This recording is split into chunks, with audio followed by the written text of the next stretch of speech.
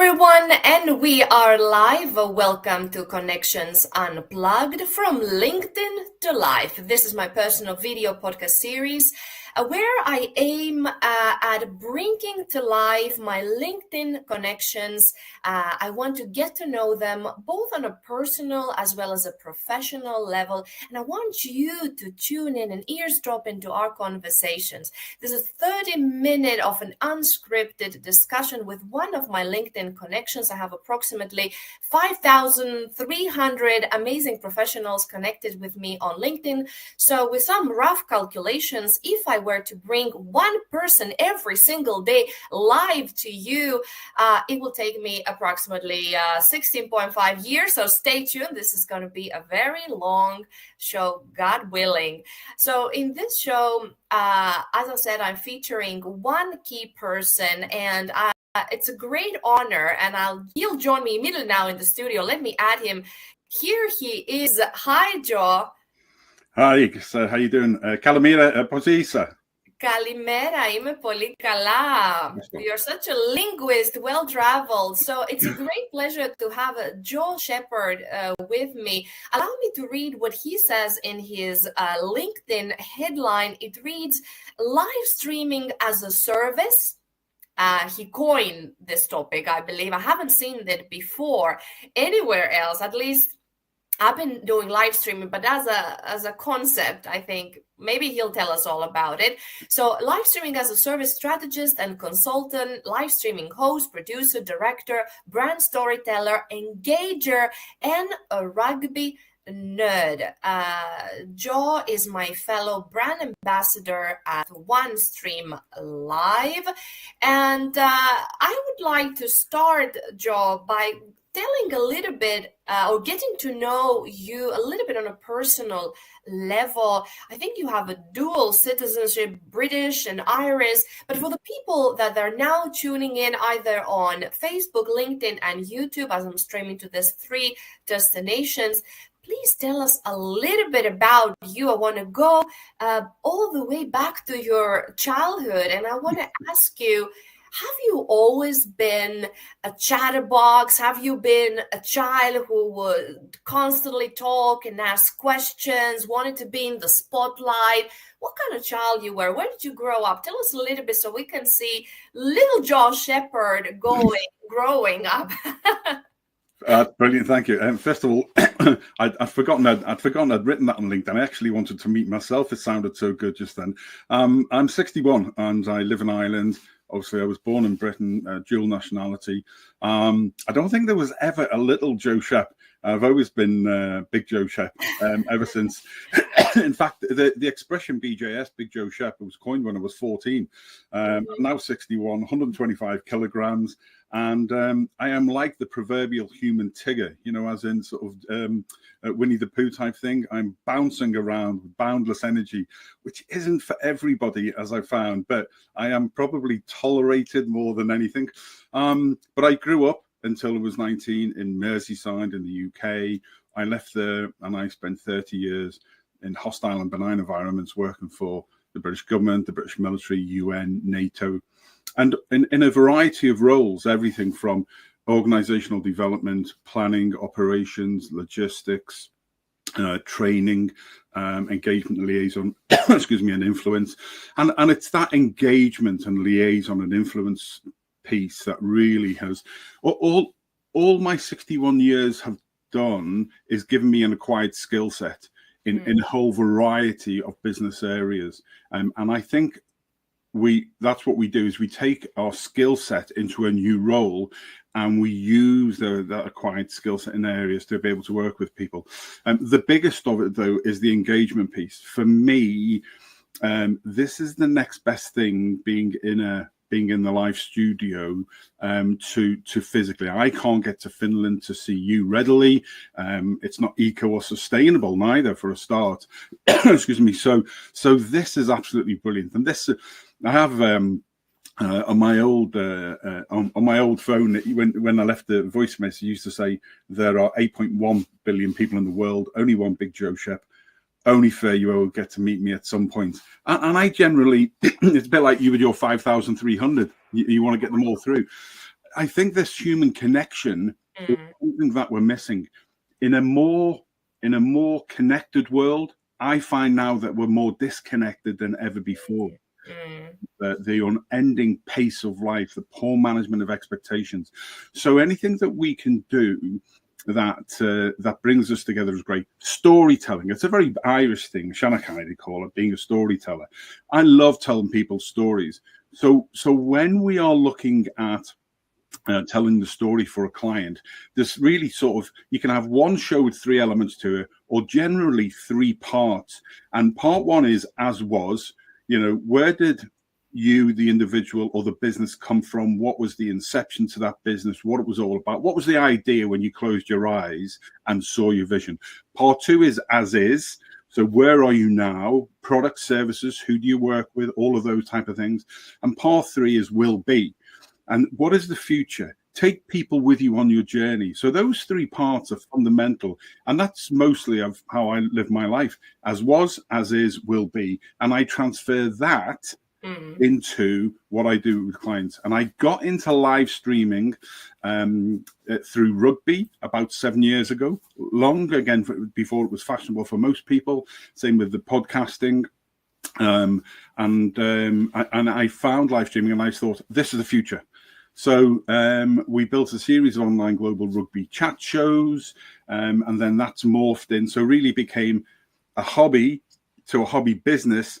And then last year I pivoted and we went live with Livestream Solutions, Livestream Academy, to be able to deliver that for clients and to train the next generation. And that really me is in a nutshell, 61 years. Actually, this show, Connections Unplugged, even though it's an unscripted and I don't give my guests questions in advance as I haven't given you, but I did tell you exactly what you said regarding storytelling, the past, the present, and the future. You have to lay the foundations. I believe we are products of our childhood to some degree. And then, of course, every single experience growing up, our environment, from our family to our neighborhood to the country even that we're born and raised in, it shapes us. And then we have our innate charisma. They are engraved in us. So on top of those, then, of course, with, as you mentioned, the live experiences, you served in very stressful working environments. But let's come to today. You see everybody below. Check out livestreamsolutions.org. This is Joel Sheppard's business. Tell me a little bit, when was the aha moment? You sort of touched upon it. You saw the potential, and you strike me as a man who is well-traveled, gets inspiration from a lot of things, whether it's a hobby, rugby, your favorite sport, or the world around them, and learning from others. I believe you're able to synthesize. I've always noticed that you're very quick thinker and able to connect the dots. Tell me a little bit about the aha moment when you really said to yourself, this is really, this is where the future is heading to, and our society, and I want to work on this, and this became a passion of yours. Yeah, well, we'd been doing the rugby shows, as I said, off camera before, and then unfortunately in June 21, I had a heart attack. Triple heart bypass, rebuilt my life from there.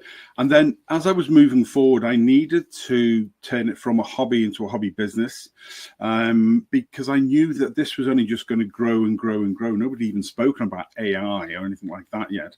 So a year last September, it was just eating away at me for a couple of weeks. And it was like, okay, last February, last February, I was going to be 60. It was like, if I don't do this now, set up the company, excuse me, in 5 years' time, I'll regret it. I knew it. And it was going to be so big. And I felt I'd missed some opportunities in the past. So I thought, that's it. 24 hours after I'd had that aha moment, I came off social media for 4 months and built a business. I'd written the plan in 24 hours, very basic, very simple. And then we went from there. And then last February, we went live. I had a couple of clients. And then last year, we tweaked things around.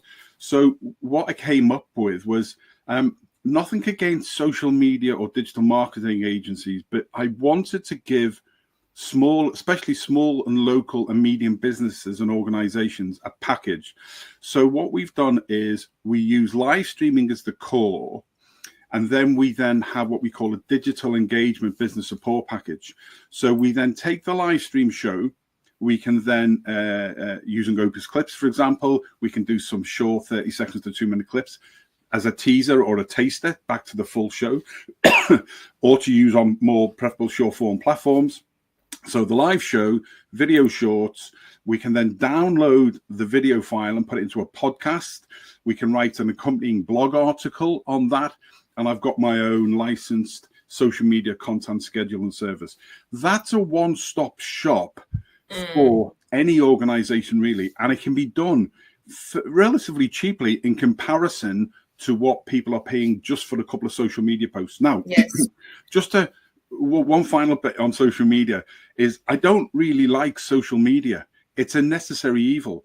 If I put a live stream show or content on a certain platform, that platform will only show it to 2.5 to 5% of my followers or anybody else. Why? Because they want us to buy ads. That's where all the money comes from. Exactly. So really, what we should be doing with clients is driving them to their own website. Now, OneStream Live do this. If you haven't got a website, we have a thing called hosted live pages. That's a landing page that we can create and brand that you can then use elsewhere. You can put that into your Shopify shop or whatever your e-commerce system you're using. But if you've got a website yourself, we can put a permanent embed code into that website. Excuse me. So every time you go live, it's live on your website. So over time, you drive people using social media merely as a funnel to your website. When they're on your website, they are you control 100% control the content, what they see, the message they get fully. And they're more likely to go click, click, click, buy a product, download a source. And of course, this, like my website doesn't sell anything. It's okay. It's great. We really like what the individual has done with that. Small business has done for that for us because he's brilliant at what he does. But it just reassures people that when I've initially spoken to them about me and what I do, they can go to the site and they can see that what I've said is what I do. It's very simple. It's KISS methodology. Keep it simple. I'm stupid. It does what it says on the tin. And by driving people to the website, you're giving clients more opportunity that they're going to keep it. And this all comes down, this reassurance piece, by the way, and these lives, it's the whole thing, isn't it? It's the whole thing between a business brand and a personal brand. Which is better? Personal brand. For me, 100%. Richard Branson has hundreds or thousands of businesses. It's a personal brand which sells it, and things like that. So for me, I got rid of my Livestream Solutions Facebook page. It wasn't needed. So I got rid of things I don't need. LinkedIn is brilliant because you connect. But people, it's the know me, like me, trust me. As Daniel Priestley would say, you're positioning yourself as a key person of influence. And that a business brand doesn't do that. A person does that. So know me, like me, trust me, buy from me, refer, repeat. Done. Joe, what is if you think about your personal brand, because you are the face of the company now, not only Live Solutions, Livestream, what was it? Livestream Solutions. Livestream Solutions, so livestreamsolutions.org, but also OneStream Live. What is the legacy that you want to leave behind? How do you want to be remembered? You have clients, you have friends, you have family.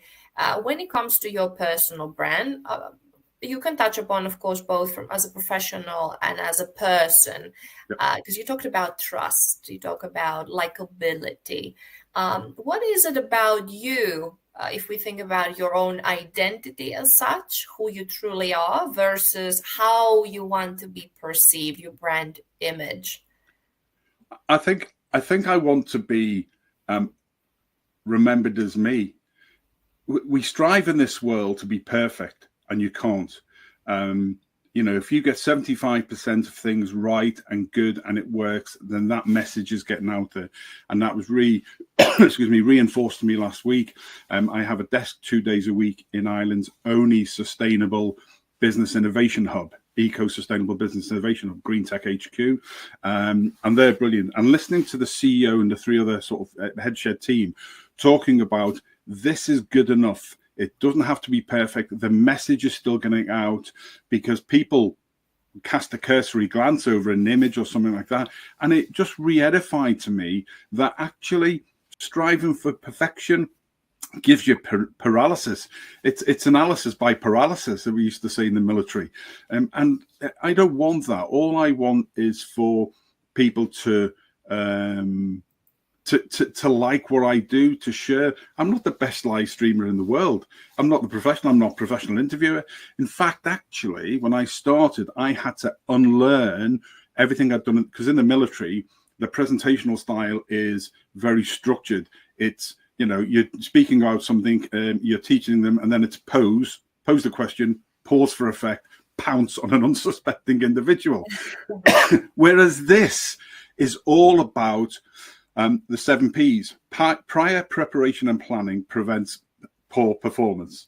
And that's what so everything that you do in the planning phase for live stream means that you can reassure the viewer, the guest, that when they come on and you press the button, you can, in Ireland we say crack, a bit of fun. You can enjoy yourself. And that's what we need to do, because if we make it too perfect, then we're not going to encourage. I mean, nobody likes live speaking anyway, majority of the world.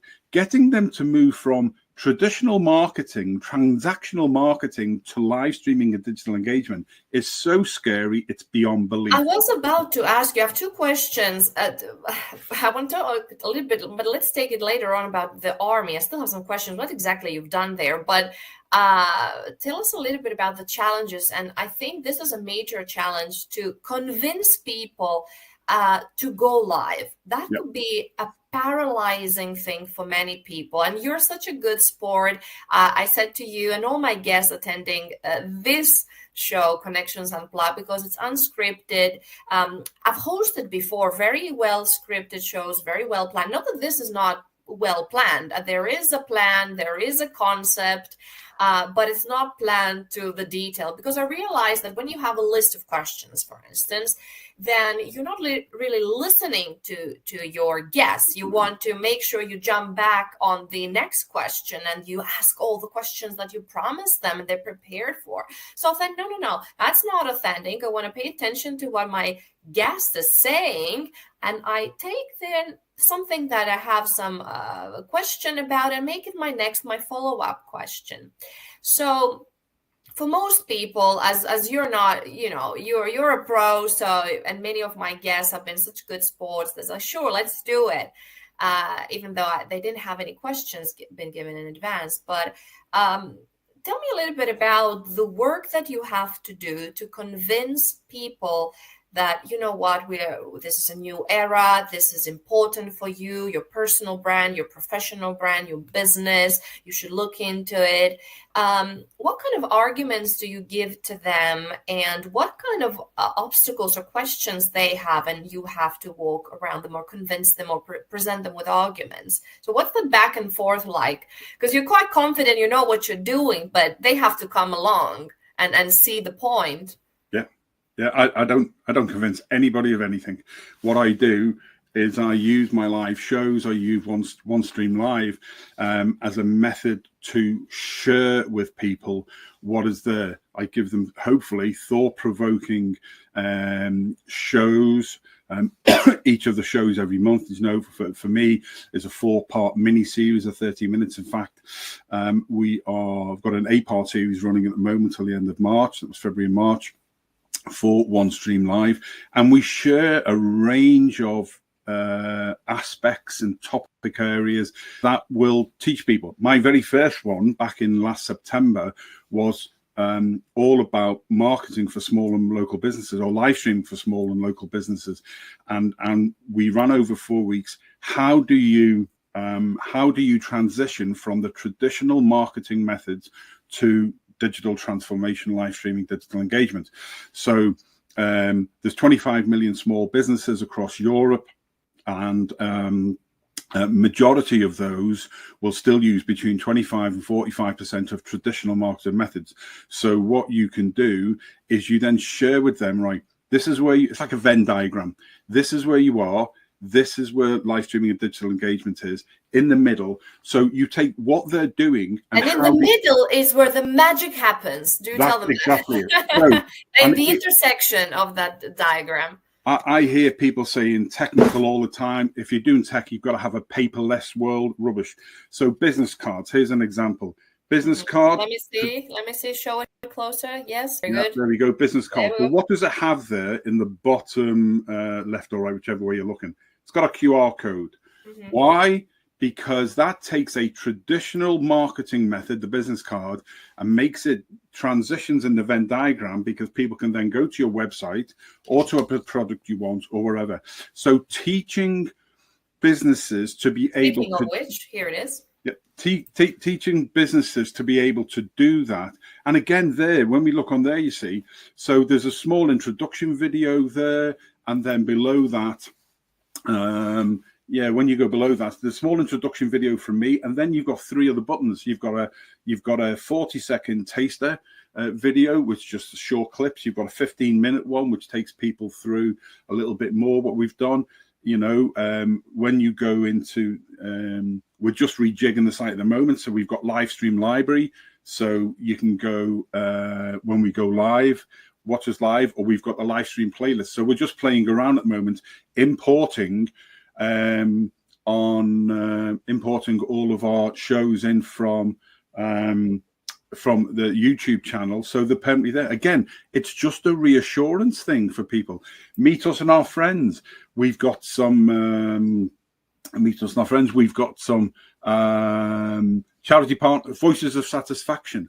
So we've got 3, I think it is 3 case studies. We've got a number of testimonials, not all of them, but all they're doing is they're giving people a bit of an idea about what we can do, what we've done. So if, again, it goes back to I've originally spoken to people, or people have seen me on a live show, they are then reassured again.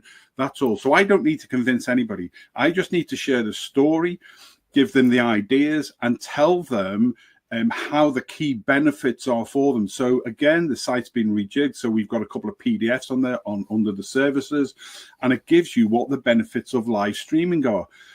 If people are interested, they will then come back to you and have the conversation. It's all about the point of readiness. If somebody is ready, then they will go on the journey with you. Excuse me, again, I don't want to convince anybody. I give them the facts, the evidence, and we have that discussion with them that allows them to make an informed business decision. Right, because exactly. they'll either stay where they are, or they'll move with you. What do you think? Because I think a lot of the work that both you and I are doing is very educational, right? We are educating the public. We are giving them, as you said, all the information. So they have facts, they have inspiration. Perhaps they can remember their own future. Perhaps they can see a vision for themselves and say, maybe then we give them that aha moment in the hopes of helping them in their journey, because not everybody is an expert, of course. They're not a one-man, one-woman show. It takes a village to establish yourself, for your business to grow, for your community to grow. So I think people, perhaps out of ignorance, they don't know. Perhaps it's paralyzing, all the options and tools, solutions. How would you say, in a nutshell, to the people listening, this is streaming to LinkedIn, to Facebook, to YouTube, but especially on LinkedIn, as it's a professional community and my favorite platform. For anybody now listening to you, how would you inspire them? Why video matters? Why is it the trust for the brand, for the person, for who they are? Why does it matter? And you said you have some cases and some data to prove that how it worked for others. Give us some of your success stories from your clients or the growth that they achieved, and hopefully inspiring others to go into that journey and reach their own growth and their own objectives. I think there's two things. First of all, unlike most businesses, I want to work with somebody for the next 10, 15, 20 years, but I want them to be self-sufficient. So one of the great success stories, and why we have a small, if you go to livestreamacademy.org, it takes you back to the same site. And the reason we put an academy together was based on a guy called David Topping, who now runs my monthly Ulster Rugby Roundup show here in Ireland. So what we did, he was a viewer.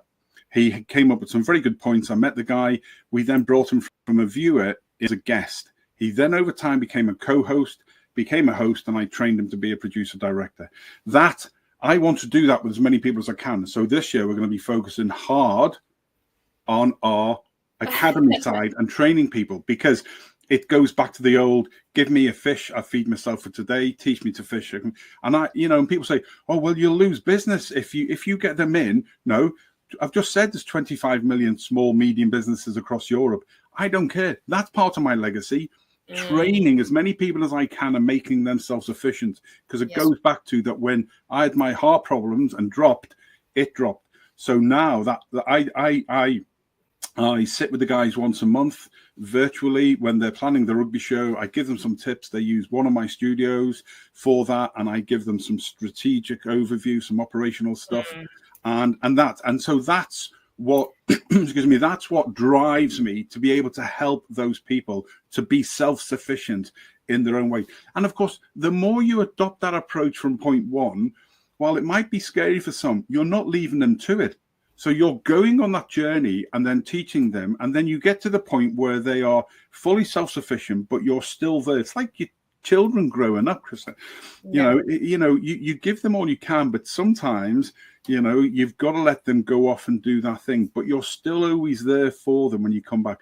And that's the way for me to do it. And if you adopt that approach, you build such a trust with people that they know that you're going to take them from, oh, I'm not alone. You're not alone. I will host and produce and direct your shows for you. And then if and when you are ready and you want to be, because some businesses will say, well, we like a monthly show, do it all for us. Here you go, here's some money. Let's keep this going, because they're busy. But for a lot of them, the idea of being able to do it themselves just takes a bit of time. And that's a legacy I think is priceless for me, and leaving that message behind. That's great. And I thought about this, and you strike me as this very generous guy who is a teacher, who wants to inspire others. And of course, everybody needs to earn a living, right? We have bills to pay, maybe we have a loan, a mortgage, and so on. We have kids to feed. But at the end of the day, you can still do business and leave a good legacy behind by inspiring others and sharing, because many people, I notice that they're very protective of the one thing they might know, and they I think that kills innovation. Tell us a little bit, Joe, about you. What inspires you? What relaxes you? What gives you new ideas? Are you a man that goes hiking in the nature, or you enjoy playing rugby, or what is it from a personal point of view? Where do you draw inspiration and energy, and you recuperate? I've got a blessing and a curse, and it's up here, and it never switches off. And the problem is, I am constantly coming up with it. It's just something I've always had since I was very, very young. I could see something and think, oh, if you connected that, you said before about connecting the dots. I constantly am coming across people, and I put them in touch with other people. The brain is constantly working. I am 2 or 3 steps ahead of where anything is going. You're my tribe. We are one from the same tribe, let me tell you. The curse side of that. It's a blessing and a curse, yes. The curse side of that is actually other people, some in key positions of influence, aren't where you are, and they can't see down the road. And actually, it can become. Even in recent years, I've come unstuck because I didn't think through or never expected to get negativity about some of the innovative things I was doing. But what you've got to do is you've got to persist and keep going, because literally when I go outside to the garden sometimes, or if you ask me when I go sort of walking in the woods and stuff like that, I every time I'm doing something, I'm thinking, but I also throw the issue out to the universe, and I look and I ask for the universe to send me the solution, the right people at the right time. Last year was a very, very frustrating time because my partner Jill was very ill. We ran the business at the same time for the first year.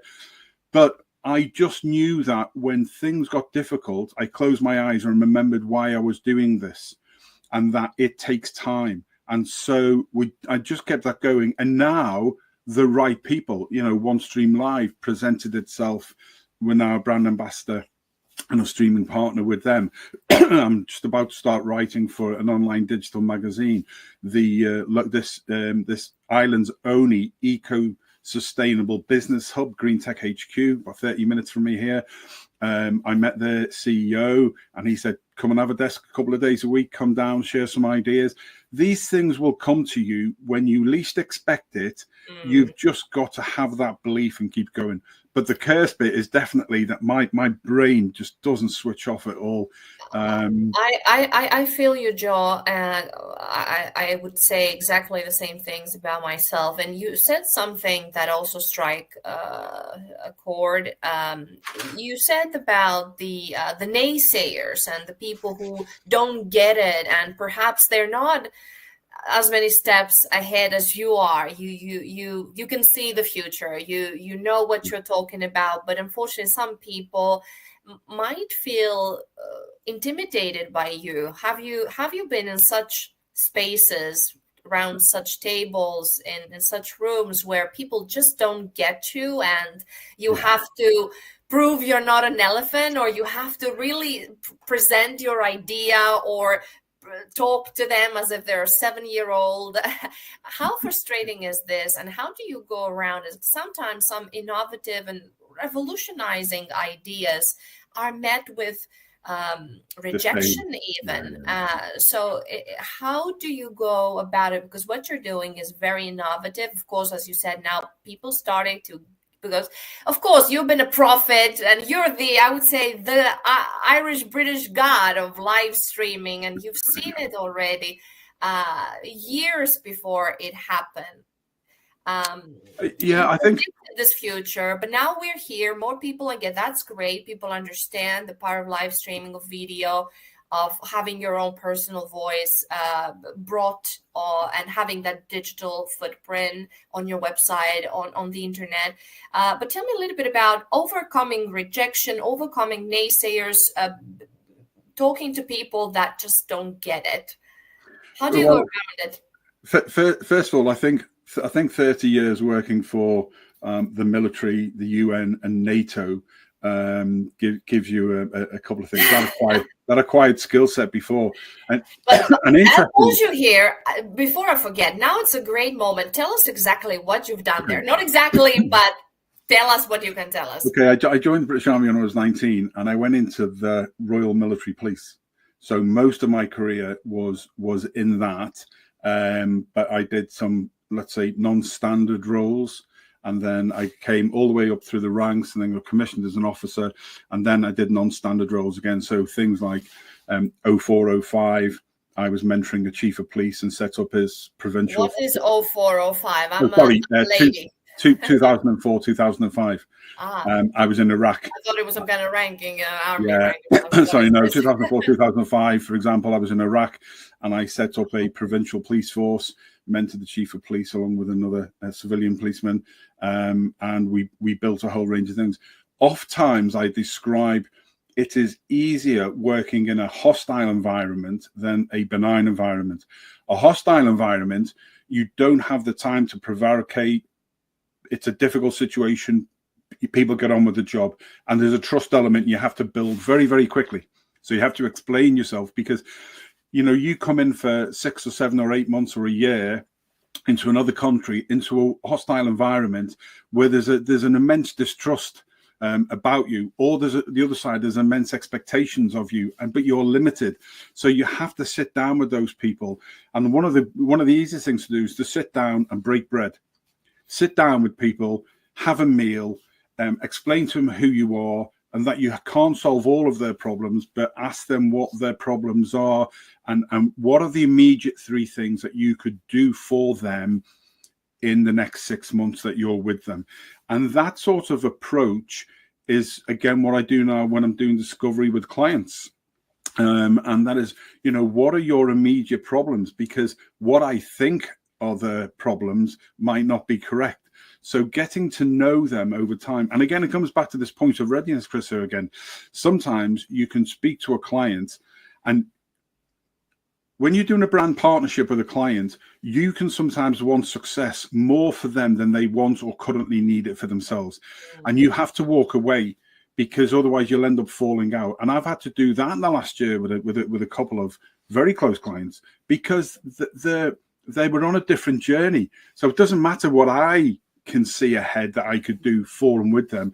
Once you do something with somebody, if you feel you can only take them to a certain point until they're ready, then you need to then walk on and say, listen, come back to me, I'm happy. So it comes down to that, you know, 61 years of acquired skill set, experiences, getting lots of things wrong, but the nature of just being yourself as well, and trying to build that know me, like me, trust. Not everybody's going to like it. You know, it's just the nature of human.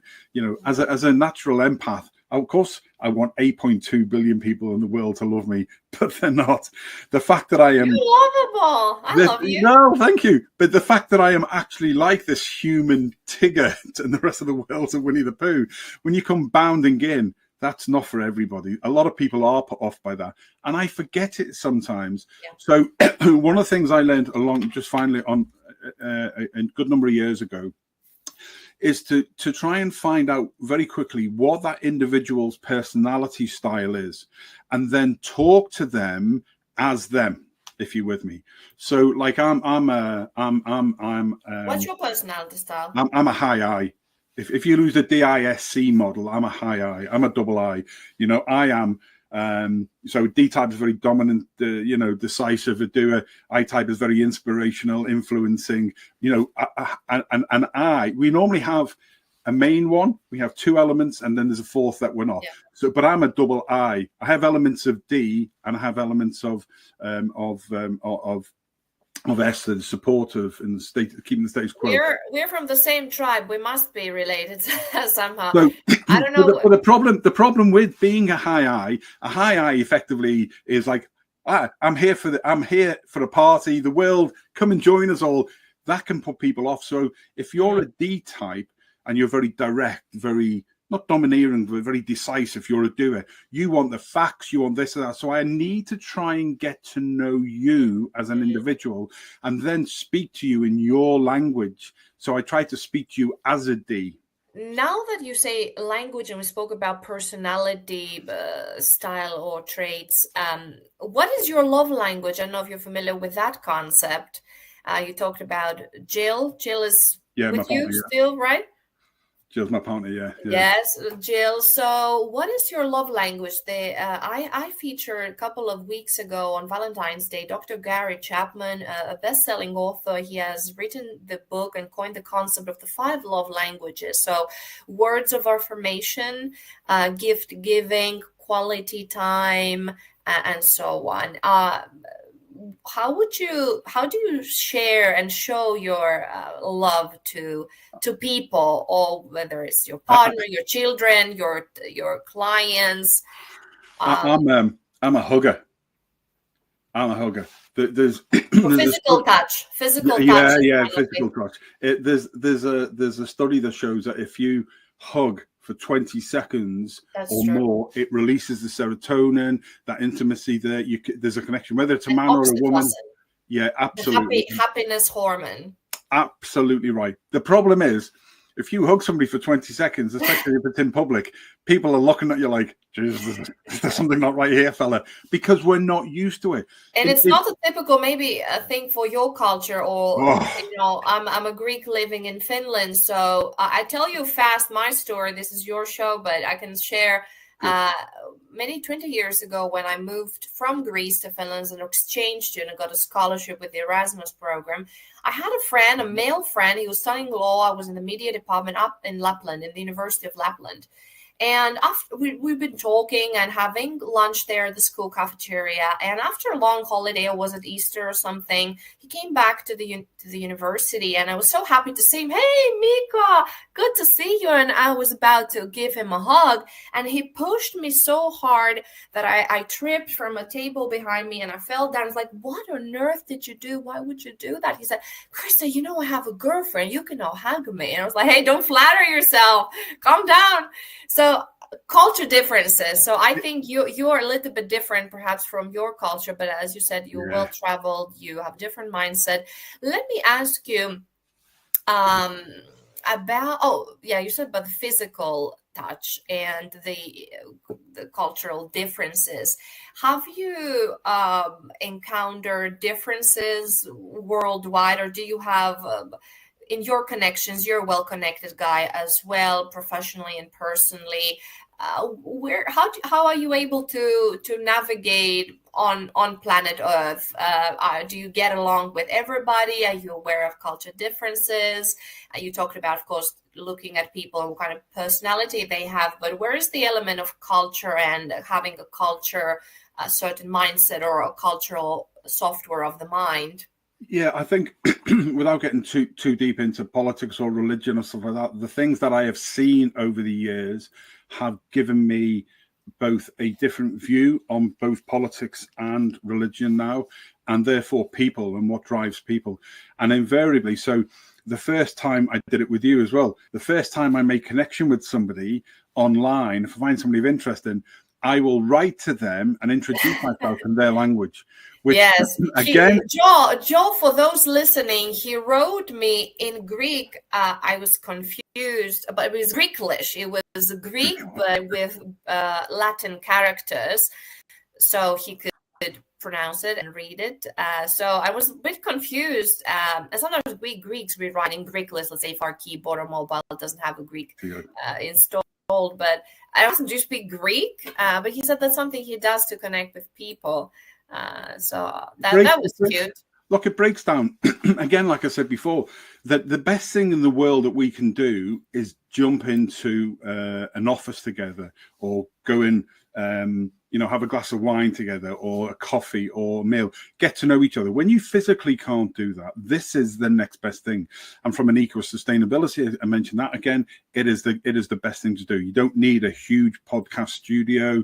You can save money and all that. It's great for the footprint. So when you're meeting somebody for the first, like if I join a group, whether it's rugby or anything else online, the first thing I'll do is I'll find out who runs that group, who's the founder, who's the senior admin. I'll then reach out to them and send them a courtesy message, explain who I am, what I'm doing. So I would sit in it's only about 80 odd rugby groups now, but all of that, but I've built a connection up over those 7 years that not everybody agrees with my views on rugby or things, but I could share just about anything in a whole range of those global groups, and because I've become trusted. And that's the difference. So when I'm meeting somebody for the first time, again, this whole blessing and curse thing, when you do say it, it's not perfect, like you say, it's Greeklish. But secondly, somebody will come back and go. No, I mean it was Greek, but with Latin characters. It was perfect, but not reading with Greek alphabet. That's why I was a bit confused. That I thought you might know their language actually. I probably know three or four things in about 30 or 40 languages. The problem is the way our brain works.